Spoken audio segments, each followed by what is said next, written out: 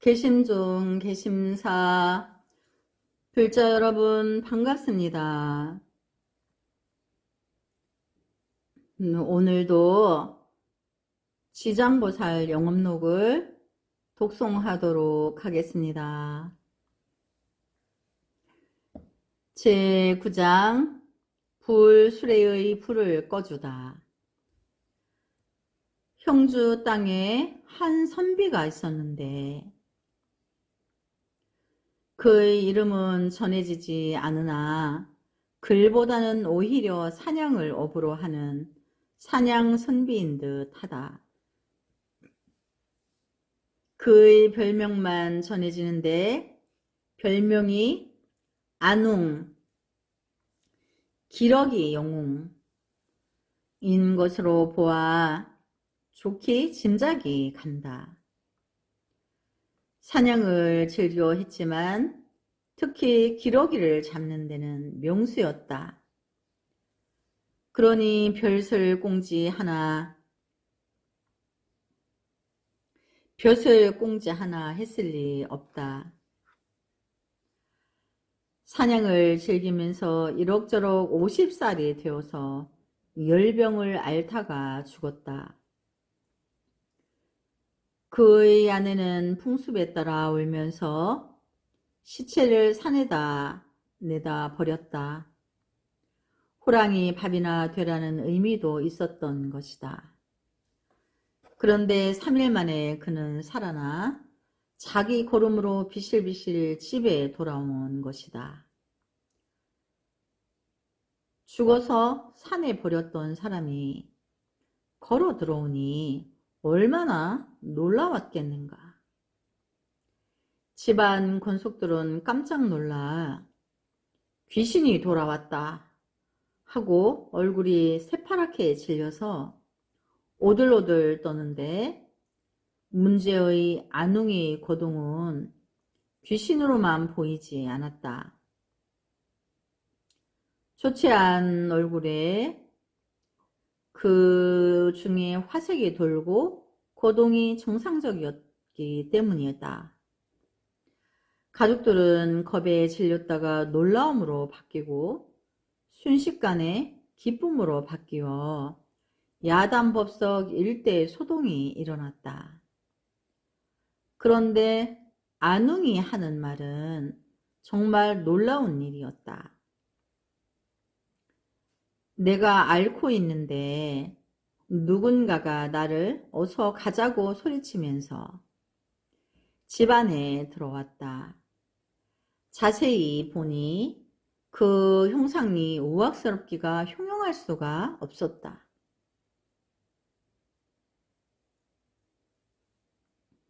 내 곁에 오더니 다짜고짜 어서 가자고 방망이로 울러댄다. 하는 수 없이 그에게 끌려 문 밖을 나섰다. 문 밖에는 수레가 한 대 기다리고 있었는데 거기에는 불이 이글이글 타고 있었다. 그런데 방망이를 든 사나이는 나를 불수레에 타라고 호령하는 것이었다. 아무리 발부둥 쳐도 역부족하여 수레에 막 실릴 참인데 그때 어디서인지 한 스님이 나타나서 물을 불수레에 퍼붓는 것이 아닌가. 불길은 단번에 잡혔고 타서 죽는 것을 면하게 되었다. 그런데 스님은 곧 보이지 않았다. 방망이를 든 사자는 나를 데리고 몇 개의 대문이 달린 집을 지나 염라대왕 앞에 앉혔다. 거기에는 멧돼지, 노루, 토끼, 꿩, 그 밖의 여러 가지 새들이 수천 마리 모여 있었다. 또한 기러기도 여러 마리 있었다. 그런데 저들 짐승들은 일제히 목을 빼고 눈알을 부라리며 나를 노려보았다. 그리고서 일제히 염라대왕에게 무엇인가를 호소하고 있었다. 나는 저 짐승들이 하는 말이 모두 사람의 말처럼 역력하게 알 수 있었다. 대왕님, 저놈이 우리를 죽이고 우리 자식을 죽인 안웅이입니다. 저놈을 엄하게 다스려 주십시오. 하고 있었다. 대왕이 그 말을 듣더니 하는 말이 너희들 말이 맞다. 안웅이는 틀림없이 나쁜 사람이다. 그러나 한 가지 그의 조부가 지장보살님에게 귀했느니라. 그러므로 나로서는 저 안웅이가 그 사람의 손자인 것을 아는 이상 고초를 면해 줄 수밖에 없다. 하였다.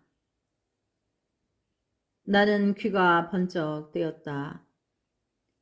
꼼짝없이 이제는 지옥으로 가나보다 하였더니 지장보살님 공덕으로 살게 된 것이다. 나는 감격해서 일심으로 지장보살을 소리 높이 불렀다. 그랬더니 뜻밖에도 뜰 가운데 있던 모든 짐승들이 금시에 사람의 형상으로 변하였다. 그리고 염라대왕이 나를 놓아주면서 어서 집으로 돌아가라 하는 말을 듣고 금방 돌아온 것이다. 하면서 사방에 돌아다니며 부처님을 찬탄하였다. 그리고 여러 사람에게 죽었다 살아난 경위를 말하면서 지장보살을 일심으로 생각할 것을 권하고 다녔다.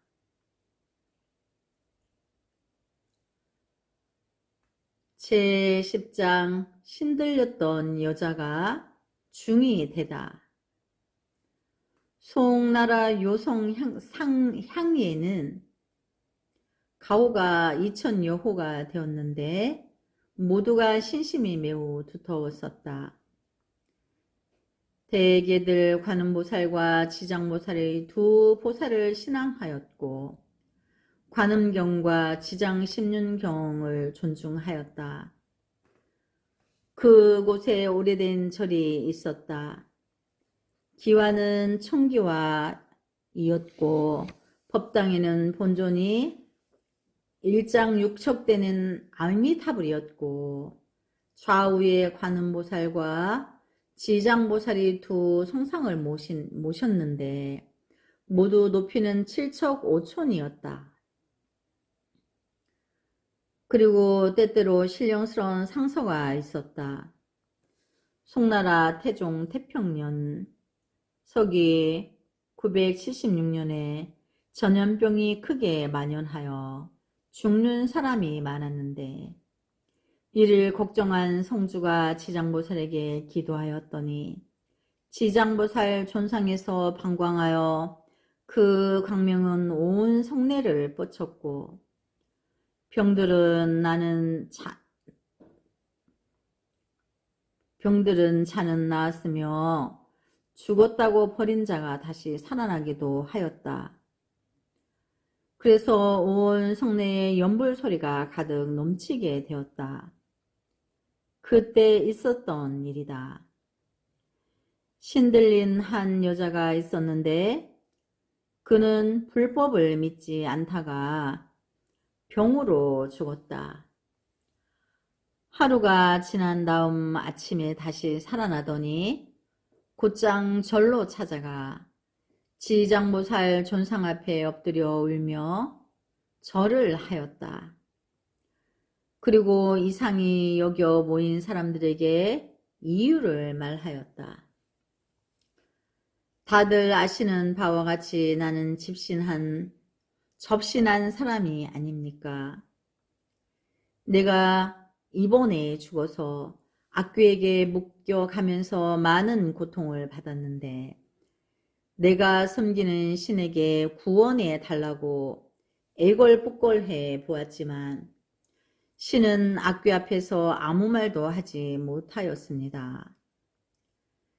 나는 큰 고초를 받고 있는 중에 마침 한 스님이 나타나시더니 악귀에게 풀어주라고 말을 하였습니다. 그리고 나에게 하시는 말씀이 내가 참으로 어리석기도 하구나. 부처님은 믿지 않고 다시 무슨 신을 믿는단 말이냐. 나는 큰절에 있는 지장보살이다. 성주의 청을 받아 성 내 사람들 구하다가 이제 너를 만나 구하여 주는 것이다. 너는 집에 돌아가 바른 신심을 내어라. 귀신은 자기 죄업으로 받는 몸인데 다른 사람을 어찌 구해줄 수 있겠느냐. 돌아가는 대로 동리 사람에게 이 말을 전해라 하였습니다. 나는 여기 지장무살 언덕으로 살아난 것입니다. 그리고 나서 신들린 여자는 절 스님에게 나아가 예배드리고 간곡히 청하였다. 저는 지금 말씀드린 바와 같이 지장보살님 은혜로 다시 살아났습니다. 이제까지 삿된 짓을 많이 한 것을 참회하오며 평생토록 지장보살님을 섬기고 공부하겠습니다. 제가 출가하여 중이 되는 것을 허락하여 주십시오. 그 자리에 모였던 절의 스님들과 동리 사람들은 모두가 머리를 끄덕였다.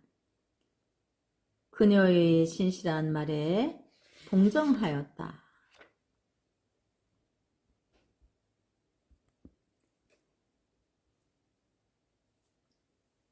제11장 보리심을 팔하고 권하시다. 송나라 공관사 정법 스님은 지장보살 신앙이 돈독하였다.